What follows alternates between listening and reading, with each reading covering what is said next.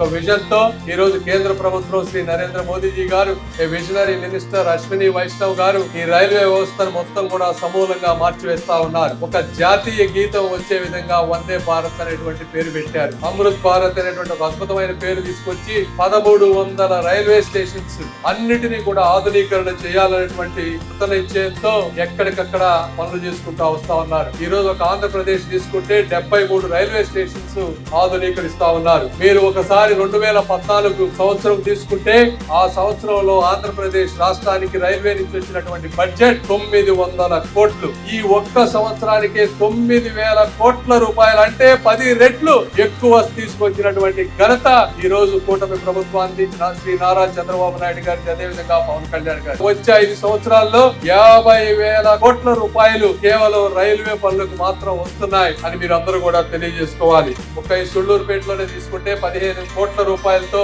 అద్భుతంగా నిర్మించారు. ఈ రోజు చూస్తా ఉంటే ఈ విధంగా మరి ఈ రోజు తీసుకుంటే చెంగాలమ్మ దేవాలయం రూపాన్ని గోపురంగా పెట్టినటువంటి గొప్ప ఘనత ఈ రోజు ప్రభుత్వానిది అని మీ అందరికి నేను తెలియజేసుకుంటా ఉన్నాను. ఈ రోజు అమరావతిని అద్భుతంగా ప్రపంచం అంతా మన వైపు చూసేలా, తెలుగువాడు గర్వపడేలా ఈ రోజు నిర్మిస్తా ఉన్నారు శ్రీ నారా చంద్రబాబు నాయుడు గారు. ఎక్కడో ఆగిపోయిన పోలవరాన్ని రాత్రి పగళ్ళు కష్టపడి వచ్చే 2 సంవత్సరాల్లో పూర్తి చేయగలుగుతా ఉన్నారు. ఆగిపోయిన రైల్వే జోన్ ని మళ్ళీ ఈ రోజు తీసుకొచ్చాం మనం వైజాగ్ ప్రాంతానికి.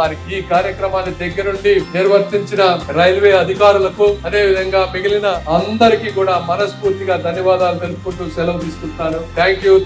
జై హింద్.